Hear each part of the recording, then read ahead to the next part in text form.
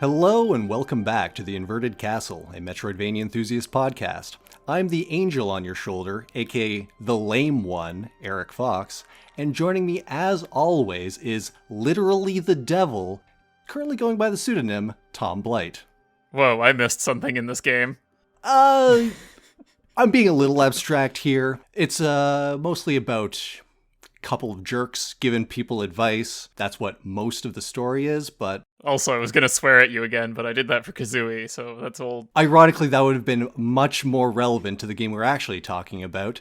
Knytt Underground, a game developed by the solo developer Nifflas, released in 2012. It's a game that kind of combines the aspects of previous works of his, in particular Knytt and Within a Deep Forest, which ends up being a very large maze game, more so than Metroidvania, if I'm being honest. Yeah. You, as a mute protagonist, accompanied by two fairies, kind of navigate an entirely underground world filled with little critters and dudes, and do random fetch quests, as well as have a bunch of dialogue moments in between all of the climbing, clambering, turning into a ball and jumping. Yeah. It's a weird game. So, here's my dumb argument for if you squint at this, it's a Metroidvania. Okay, lay it on me. Alright, so the game is split out into chapters.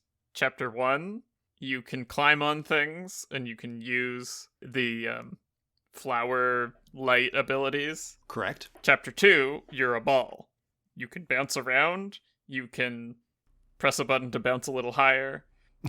You can press another one to bounce lower, as well as also magnetize to robots occasionally. Oh yeah, magnetize to robots. Chapter 3, they combine those characters into one character, and now you have the combination of those abilities, which, if you squint, is like gaining a traversal ability.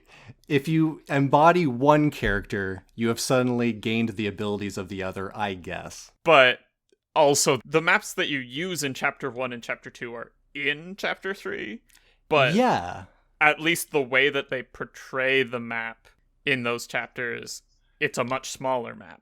I mean, that might just be an illusion. It might just be the full map, and they've just cut off the edges where you can't go.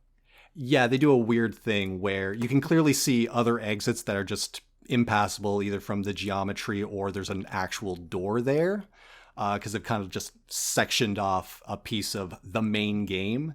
But when you check your map screen, it will not show connection points where you can't actually go within the chapter, which is nice, but also kind of confusing if you're not already understanding the whole point of the chapter, which is, here's a tutorial for half of your abilities. Yeah. But yeah, so this game, I guess we should probably go into like the broad shape of what it is. Yeah, sorry, I jumped right into that. Yeah, so you are playing as a sprite. It's just a tiny little imp slash vaguely humanoid, but ostensibly very tiny. You are mute, which the game kind of jumps right out with its fourth wall breaking humor, where the first person you talk to is literally the developer lying about who you are. And he says, yeah, you're me. You don't remember who you are. And then your character, speaking to the player, says, ignore this guy. I know exactly what I'm doing. I'm going to visit my sister. I'm just mute. And then you kind of go on a mini adventure about visiting the fairy fountain, not unlike Zelda, to grant some wish, which ostensibly is gaining a voice. But what you actually get are two asshole fairies who will speak for you throughout the course of Chapter 3. Chapter 1 ends with you entering a matter transportation tube where it's saying hey, don't mix different creatures in here, otherwise it gets weird. Fade to black, and then again the developer just kind of comes on screen and says, and then there's an explosion, don't worry about it. Chapter 2. And that ends up being that you kind of Large Hadron Collidered your two characters into each other.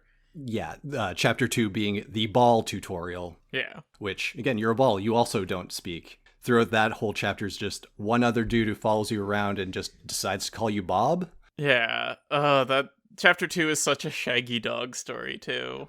I have bad news about Chapter 3, my man. I mean, it doesn't surprise me that it all amounts to nothing. And also, I guess, time to come clean. I didn't finish my homework. I put 10 hours into this, and I have not actually rung any of the 5 bells in Chapter 3.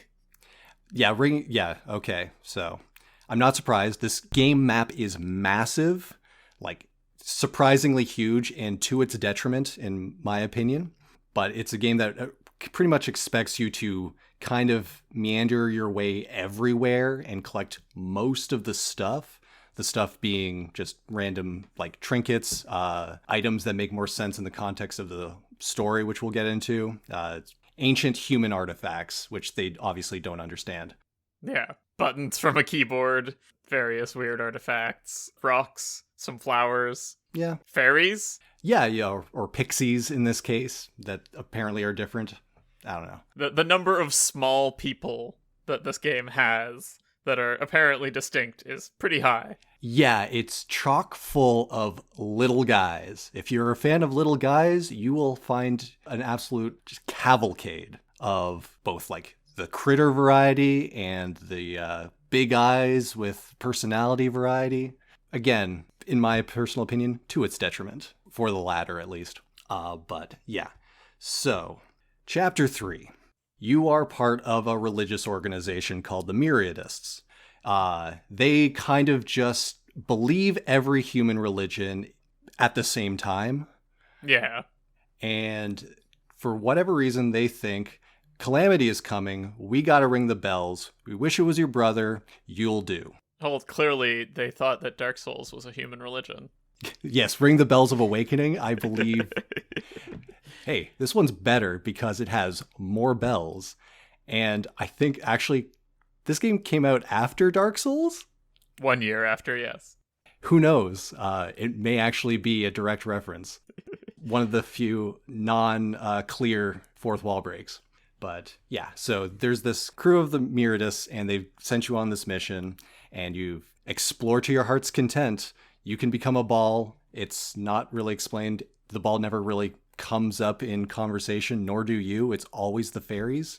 And the game does a weird thing where every time you talk to an NPC, you can choose which fairy you want. Either the goody two-shoes, kind of naive, will still accidentally insult the person, or the worst person I've ever met.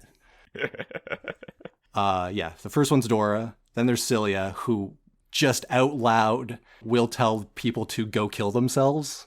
Yeah, she's got a chip on her shoulder, and it's taking it out on everyone. Absolutely. And neither side really worked for me, I'll be honest. I don't know how you felt. They were all right. Sometimes the banter was at least somewhat interesting. Cilia gets surprising amounts of characterization. Did you find the quest line that takes you to the Abbey? Yes, I did. I think I did every quest line, ultimately. Nice. For the most part, yeah. So, yeah, the main quest doesn't matter. Like, I'll straight up say, in fact, again, at the end of ringing all of the bells, the creator comes out and outright says, yeah, it probably didn't matter. And then one of the characters says, well, what was the point of all that? And then he says, it's a metaphor for something that's important to me, which I can appreciate some amount of pretension. Weird. I can kind of get what he's going for like all of the characters are kind of just, muddling through life and trying to find meaning somewhere and often failing. So I can kind of get it, but it's all in a package of dialogue that I found grating and rubbed me the wrong way. Yeah, and including sometimes when you have to translate Morse code. I did not bother. I translated it for one of them, realized they weren't saying anything interesting or that would tell me how to, do stuff, and stopped. Yeah. Actually, like the Morse code people, which are the pixies, every time you find one, Dora will pipe up and start explaining some pixie lore, which was, kind of fun, about how pixies from birth will, at one point in their lives, randomly teleport somewhere on Earth. And I thought that was kind of cute. She says, I'm not sure if it's true, but it's a nice story, right? And I thought, yeah. Occasionally there are moments where I can kind of get into what's going on. The problem is that a lot of the rest of it is, I don't know. There's a nihilistic bent to its humor that I just couldn't grok with. Yeah, there's a lot of, hey, this is intentionally something that isn't going to go anywhere or doesn't really matter. And it's like, great, you are really making me feel something about your game, but it's not good things. It's, oh, is all of this just kind of a joke on me? And specifically what you were getting to with the Abbey quest, like when you're going through the storyline quests, I'm going to call them, which kind of expands on the two fairies, their histories as they learn about each other. It gets into like some pretty capital S serious stuff, like Celia is queer and she hasn't been accepted by her family. Yeah, and her lover got kicked out of school by her family and forced to join a convent. And she can't understand why she actually likes it at the convent for whatever reason, and Yeah. doesn't know how to process that. Her dad had an affair. Her dad's also super religious, and like she can't understand that dichotomy between instilling her with certain values and then breaking those values. Oh yeah, and like the references to him like traumatizing her with the religious stuff too. Exactly. Like there's stuff there. And also on Dora's end, her having like this past of being like really depressed, lashing out and like behaving poorly with former boyfriends, we'll say, suicidal tendencies. All of these things are brought up. And if it didn't have the context of all of the other dialogue of me already not really liking these characters, it ends up feeling like that old quote about quiet from Metal Gear Solid 5, where suddenly I'm asked to be ashamed of my words and deeds. You didn't even know how deep these characters were. Is that an old quote about quiet? Yeah, that's like Hideo Kojima, on hearing criticism about her character design, was saying, once you understand her story, you will be ashamed of your words and deeds. Yeah. Regardless, that's kind of how I felt. Was we're getting into some very serious topics. I know I don't have the greatest like history to really be able to relate to these things. I don't want to come across as saying like, oh, it just kind of bummed me out, but man, it kind of bummed me out. Yeah, I mean, and he's from Sweden, I think. I believe so. I don't know some of the context in Sweden, right? Like we know the context of queer people in Canada and queer people in the US. I don't really know the context of queer people in Sweden, but I bet it wasn't smooth sailing. No, that's kind of been the one, constant across the globe, unfortunately. But it's just weird because all the heavier topics kind of end up at cross purposes with the nihilistic tone, which is at a third equally perpendicular cross purposes with the really kind of chill vibe gameplay, which we should probably explore a bit more as far as what powers and what exploring the map feels like. Yeah, so I mean, I played a lot of it. I played for 10 hours. I have, I think, 3/4 of the map explored. Oh, yeah. But it's huge. Like, we talked about how you can traverse the world before, in that, so the human form can climb up walls and do, like, kind of wall jump type. Not really wall jump, more, I don't know. You could jump off walls, but mostly you can climb any vertical surface with impunity. Yeah, it's more of a cling kind of thing rather than, like, wall kicks. Yeah, but you can't get up over overhangs. And then use these flower glowy light abilities, which, I mean, I don't think I have an exhaustive list, but there's go horizontally, go vertically, shoot a laser that is used as a puzzle thing to clear some of the robots. Yep. There's make an explosion that will launch you up. There's one that makes you invisible. Yeah, that one gets very little use. Yeah. I think actually beyond Chapter 1, I didn't see it. It might be in one of the like secret bonus rooms that I never got to, though. There is a quest line in Chapter 3 that uses it. Oh, okay. I just forgot. I don't remember what it gave me. It was probably a trinket. The thing is, that's either it's a trinket or it's a coin that can be used instead of a trinket. Yeah. And then, like we talked about before as well, you have a button that allows you to switch forms into the ball. The ball bounces, it's faster, it can go a little higher by bouncing on the ground, and also you can jump from a high place and then bounce up. Yeah, there's physics puzzles with bouncing on like slopes, get correct angles, as well as, just hot swap after jumping with the ball to start climbing onto a wall instead. And the magnetism, which is just like, there are some robots that hold magnets that allow you to magnet to them and swing around. Basically, when you enter ball form, you've entered the physics dimension, where, okay, yeah, gravity and momentum and all of the angles suddenly start mattering, and then you can swap back to, I'm just going to climb up and cling to the next available surface. Yeah, in terms of the moment to moment, it's basically like, hey, there's a bunch of rooms that are not going to be very hard for you to traverse, and then scattered throughout there will be more like self-contained puzzles where you'll use one of the flower abilities or use multiple of the flower abilities in combination to go get a trinket or a coin.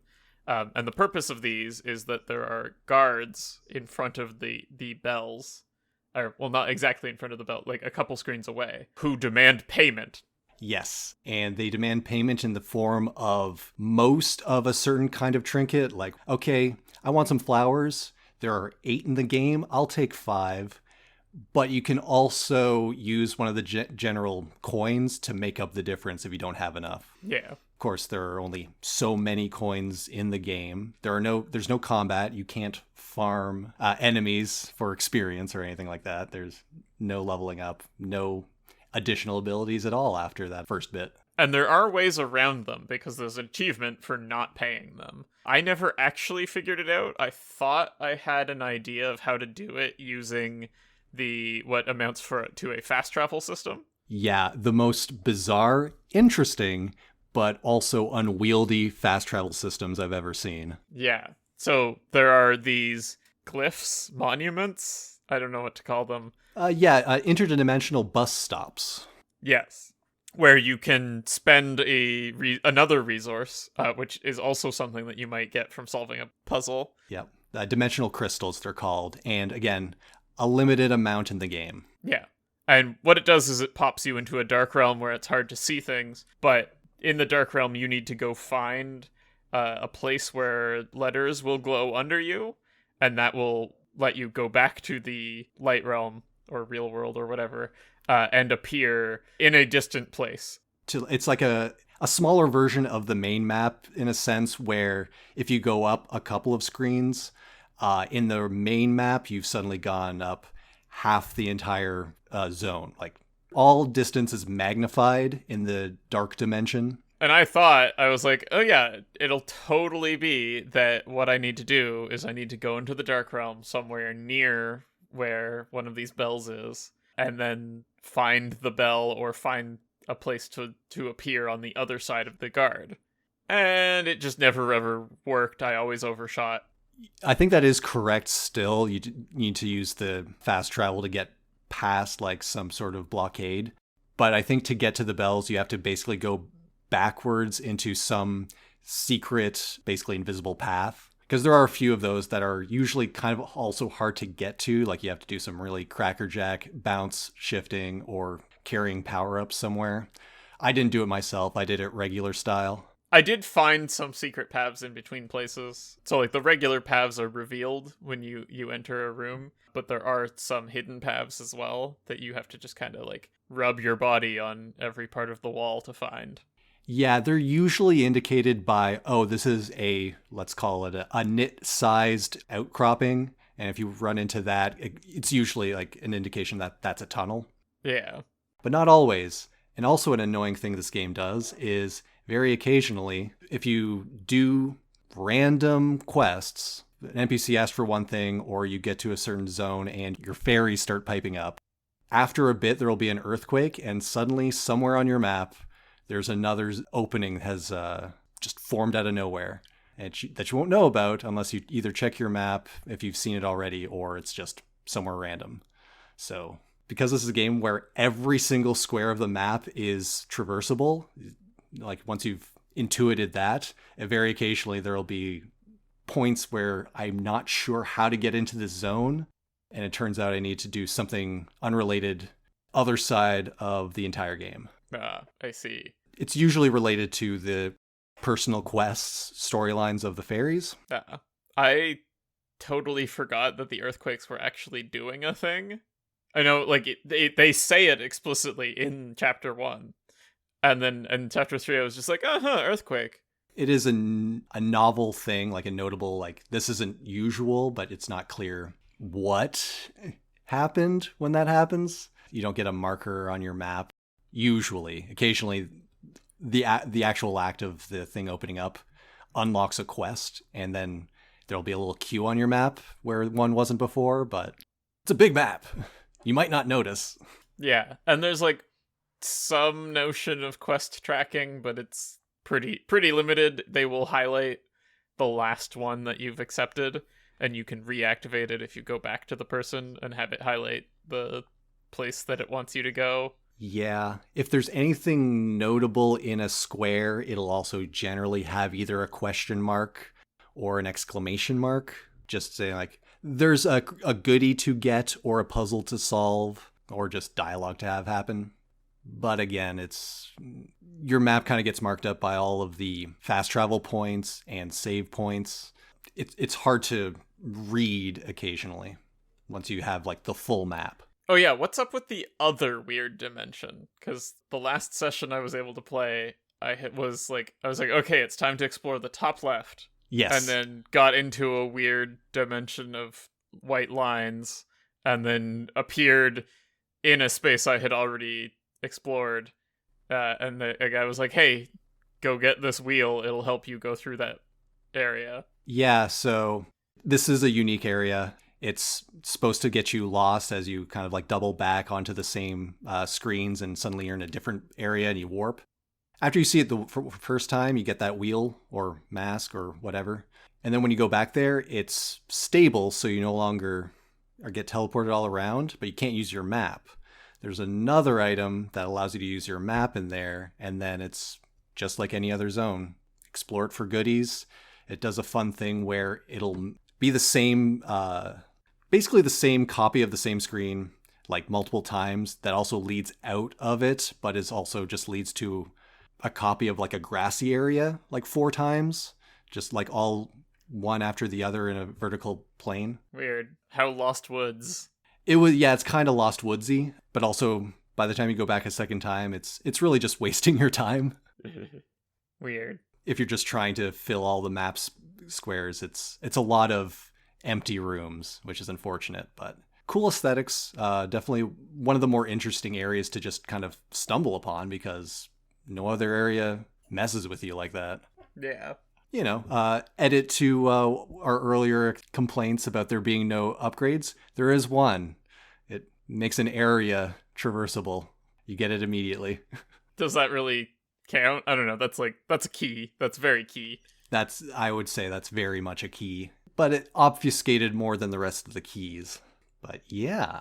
I mean, like, I actually liked a lot of the individual puzzles. Like, I was having fun with it. The one thing that I kept not doing early on was a lot of the puzzles require you to get a power-up, wait for it to regenerate, and then use the original one to go through that one, to pick up a second one as you're using the first one. Yeah, it doesn't tell you that you can, while you're flying with the power-up, you can grab another copy or some other power-up as well. It's the puzzles I think are generally good. Like individually, if this was just a like platformer, I think it would do pretty well, because like what I was surprised about, in addition to the power-up juggling puzzles, is the fact that the physics-based ball bouncing ones worked more often than I would have thought, where it's just like you have to bounce pretty hard into a sharp angle and hold the right directions, and it was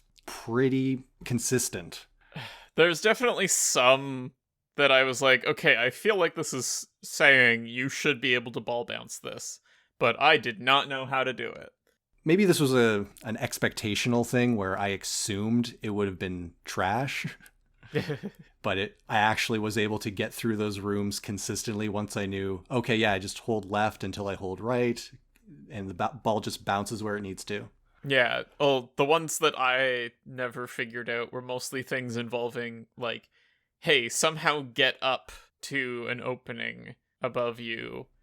Okay. And it's like, I don't know, maybe those were actually places that I needed to come through the other way, but then I'd go to the other side or, like, circumnavigate it and not find an opening.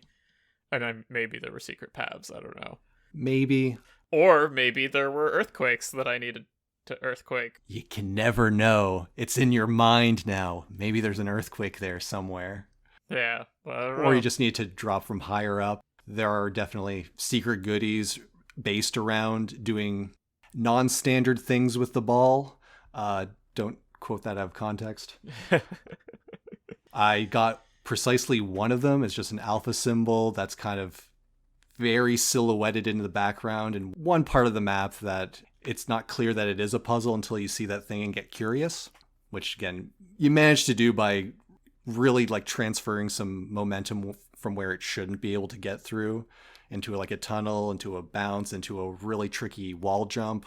There's some things there. And I would say for most of the game, which is just pattering around as your little person or the ball, chill vibes. I liked it. It reminded me of Aquaria. Being able to just kind of zone out and do some pure platforming for a while. Yeah. The game just needed to learn to shut up. Because speaking of the vibes, this is a game that has very minimal music, instead relying on ambience and Foley. I mean, I would count a fair amount of it as music. Like I can't picture it in my mind. All I remember is it fades into the background of the pitter patter of your person's steps, or the dripping water, or the rushing wind. I think the Foley, the sound effects are really good. For all the negative things I'm saying about this game, A+, great job. Yeah, I mean, I liked the music that I heard. I don't know, it did a good job of, in some of the, like, fuzzier areas, I guess is how I'm gonna describe them. Sorry. Speak on that. Like, there's ones that are just kind of, like, the edges, rather than being, like, sharp and smooth, are just kind of, like, blurry down at the bottom of the map. Oh, like in the darkness? Yeah, in the darkness. And I don't know, there's music that creeps in while you're down there, and then it was like, oh man, I'm digging this. Yeah, maybe I'm being too reductive by saying it fades in the background. It just kind of fits so well that like my mind's turned off and I just am appreciating it passively. Yeah. But I guess like what stuck out in my mind is all the incidental effects there, one of which you never found because you never rung a bell. Oh no. Yeah, when you ring a bell, it's a very loud like bong, you know? You've heard a bell before. Yeah, I've played Dark Souls. Yeah, exactly. But The only time I've rung a bell. You've never called for a waiter or a servant's help? Yes, our completely unrelatable podcast in which we summon our servants by ringing a small bell while we sit around in our dressing gowns. Anyway, I had a point. Right. Okay. Sorry. The bell, it's very loud. It makes all the other sounds in the game for a while very muted, as though you've still got like the tinnitus, as like in the distance it's still fading, this echoing just peal going off. It's a very effective thing of like, you know, this is still the main quest and one of the few like bursts of presentation that I feel like I should mention. That's fair. Great bell sounds. Put that on the back of the box. Great bell sounds. Love it. Yeah, the other thing that we are bad about talking about is artwork. Ooh. Yeah, this one, not so great. Like, almost all the areas are the, like, actual interactable... Geometry. The geometry is just black. Black, rectangular, harsh angles, except for when you need to go all ball physics. Yeah, I mean, there are some, like, doodads, right? There's machinery and stuff, which... Okay, yeah. Actually look pretty cool. I don't know. They've certainly got an aesthetic. And then in the background, lots of like macro art, like of flowers and grass and stuff, and trees. I don't know. And occasionally just really big fruit just kind of hanging out. I'm not sure if you went to that area. I don't remember it, but maybe. Yeah, no, just big melons. This isn't that kind of game. um, like, yeah, just strawberries, like all kinds of stuff. Bananas. Yeah, it's fairly minimal, but like has a vibe just for the like environment art. The environment art also varies between the different zones. And yeah, it's part of the vibe. That's fine. And then there's the characters and the robots. And they're just kind of I found the character designs of all of the blown up portraits when you start like talking to people very off-putting. I'm sorry. Yeah. It's not an aesthetic that I was able to appreciate. It is very, if you want to say, deviant art-ish. I suppose. I don't know how to describe it. Like, if you're really curious, you can look it up, but it is flat colors, very odd body and face shapes. For some reason, it calls to mind, like, trying to make a gamer comic in the early 2000s, but you can't really draw. I don't know. You've got MS Paint. And yeah. I say that through gritted teeth. Because I'm not an artist myself. My ability with the visual medium is far worse than this, but it still does not create a cohesive style that I think really sells itself. And like some of the characters I think are even on top of that sort of intentionally ugly. Yeah, but it's hard to tell because they're not that different from everyone else of their ilk. And I guess Mii's body is, I don't know, a very simplistic doll-like stick figure type thing. Yeah, I think a paper doll aesthetic, but none of them move. They're all just portraits. Yeah. It's definitely a jarring style shift from the rest of the environment design, which I think it works for the scale that they're going for. And then when the portraits get blown up, it's not great. Yeah. And then the dialogue happens and it's not great. It's unfortunate because I feel like the game would have been better if it was more like the original Knytt, which was very light on any kind of story, more pure. And I can't believe I'm saying this, but I preferred Knytt before it was Underground. Hipster cred. It is what it is, but ultimately, I feel like this game would have been more with a lot less dialogue, which ends up being your main motivating factor in a lot of the ways, doesn't really hold up its end of the bargain. And I think the game is so much bigger than it should be for what is ultimately best enjoyed as a vibes out, explore 'em up. I mean, like, there were some interesting things going on in it, but it didn't really seem to want to follow the story of those, and I was curious of if that is things that were dealt with in previous games. I'm thinking particularly the conflict that they sort of established between the myriadists right, and the internet. The internet being the scientists, I guess, of this world, where they're trying to actually use human technology instead of revere it. Yeah, except a lot of the time they have no idea how things work, as given by the item descriptions, in which you'll find a hot air dryer, or a hair dryer. That's what they're called. Yeah. I don't know. Hot air dryer. It's drying your hot air. Yeah. It could not be simpler. Yeah, a hair dryer, and the description will be like, oh yeah, the internet thinks this is a gun. It's definitely a gun. So the way endings work is based on what quests you've done. Yeah. And so if you get both halves of like the dryer and I think it's power source or something like that, there will be a short vignette of me going and tossing in the lava. And because the fairies are like, this is a weapon too powerful. We cannot allow it to exist. And then again, the developer comes in and says, oh yeah, definitely that was a weapon. Good job, guys. Weird. If you complete the fairy storylines, there'll be a short little follow-up for them. If you could collect all the pixies, you get a statue made in your honor in their little crystal village. I think if you get like a super secret bonus item, which involves... is it the diamond? That you sell for a bunch of money. That's actually, I'm pretty sure, like, oh yeah, we don't have to worry about funds forever. Hooray. Oh, okay. But there's another one where there's a set of 4 MacGuffins you can find. And if you put them in the right places in the dark dimension, the fast travel area, and then collect your Enigma device, there's also an extended ending that just kind of gets weird I don't know how else to describe it other than like dream sequence nightmare. Like I didn't get it myself, I just looked it up, but there's value here if you want to keep playing it. I am assuming you won't. Yeah, maybe. I do kind of want to at least get to the bells myself, but I also maybe just need to move on to the next game so that I can finish that one. Yeah, you don't have a lot of time, and there are a lot of games. In fact, there are a lot of games in 2012, if I recall. Oh, nice transition there. Damn, he's good. Yeah. So in 2012, I've got the Spike TV Game Awards, which later on became the Game Awards. So it's a totally legit award ceremony. I don't know. I don't know why I'm being so defensive about this right now.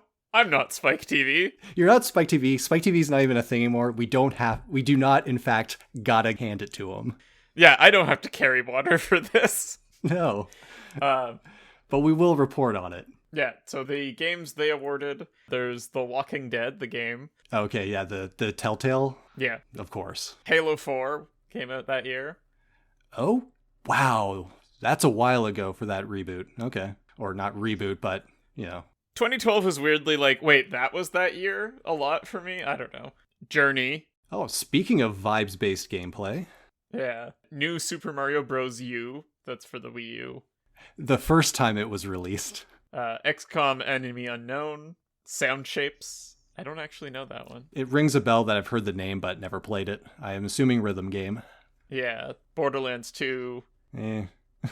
Dishonored. Big fan of the Dishonored series. Yeah? Oh yeah, no. It's very fun, like clockwork style of stealth 'em up is how I tend to do it, but yeah, no. Mass Effect 3, the controversial ending. All anyone remembers about that game now. I know this isn't the only game named SSX, but there is one named SSX from this year, apparently, that won a sports game award. Sure. It did not reinvigorate the franchise, if I'm remembering correctly. There's snowboarding games. This one might have been the weird, like, open world snowboarding game, which it turns out it doesn't work because you gotta go downhill. The world is open as long as it's below your current elevation. I mean, like, you can just fast travel back up, but that's not, like, gaining any benefits of the open world, I feel. Whatever, this is not about open world sports games. NBA 2K13. The winner of every sports game is either Extreme Sports or it ends in 2K current year. I mean, this one had both a individual sports game and team sports game. So, they needed to fill airtime. I don't know. Need for Speed Most Wanted. Sure. Persona 4 Arena. All right. Which we played. We never got good at it. No. I think we played it for like a couple of afternoons, maybe. Yeah, and then went back to BlazBlue. Yeah, I'm pretty sure we went back to BlazBlue.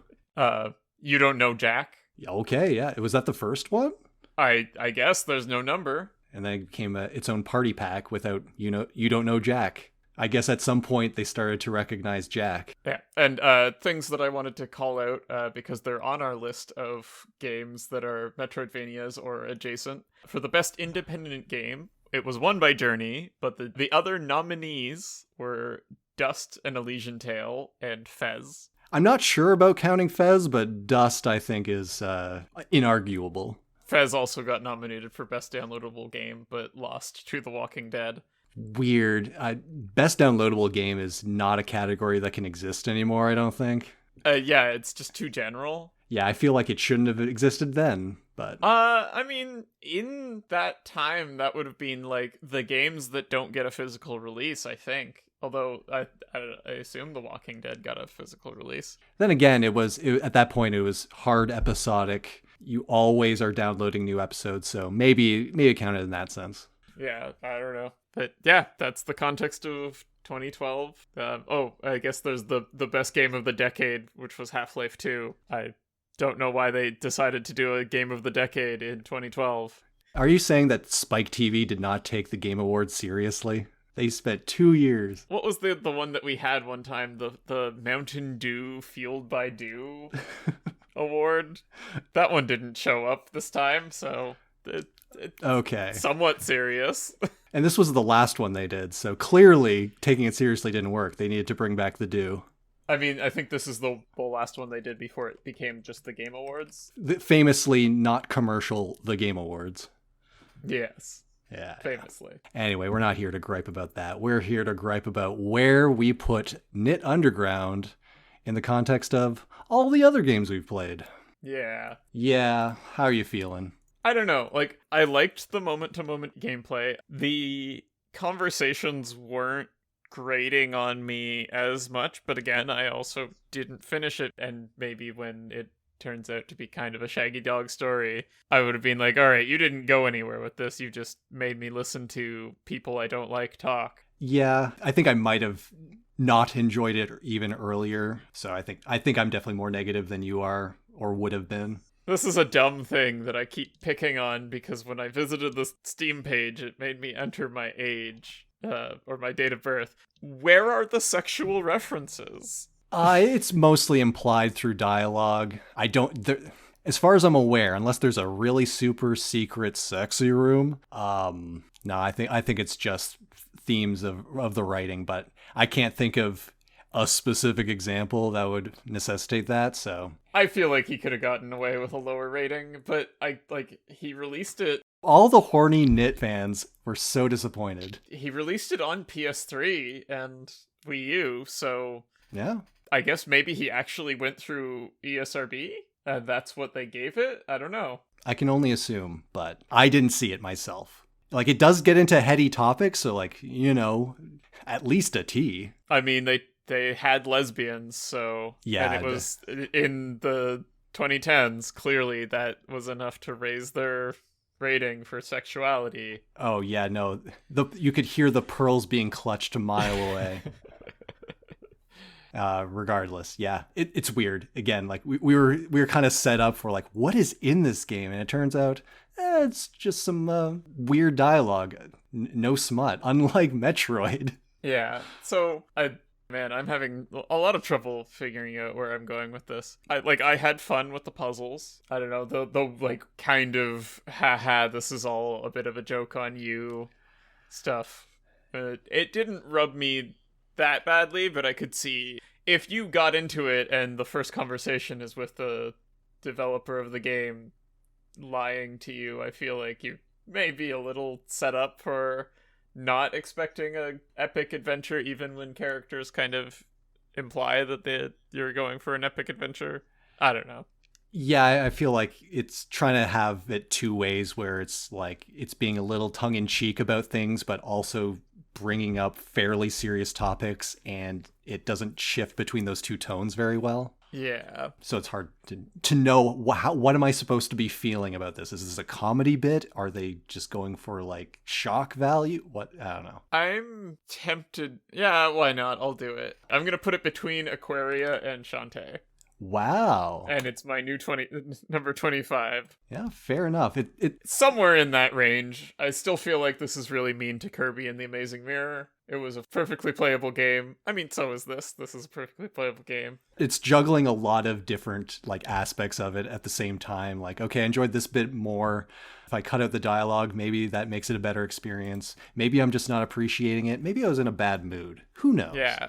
I mean, I didn't appreciate the fact that you're basically on 5 different fetch quests at the same time, and that's the game. Yeah, like there's no real sense of, getting stronger or more capable or feeling progression. It's knowing that I just need to get enough of X in order for the game to be over.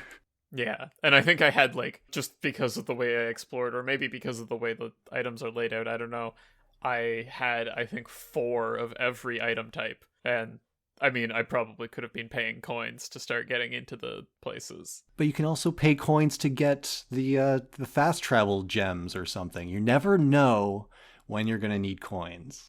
It's true. Also, the fast travel gems were too awesome to use, so I had like 10 of them. That's a real disappointing thing, is that it's a very cool fast travel system. I would love to see it somewhere else, of an extra dimension that's kind of warps space and time and stuff. But the cost was too big for me to really play around with it.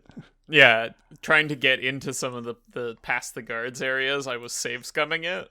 Of course. Because I'm not going to spend my crystals if it's not going to take me someplace that I want to go.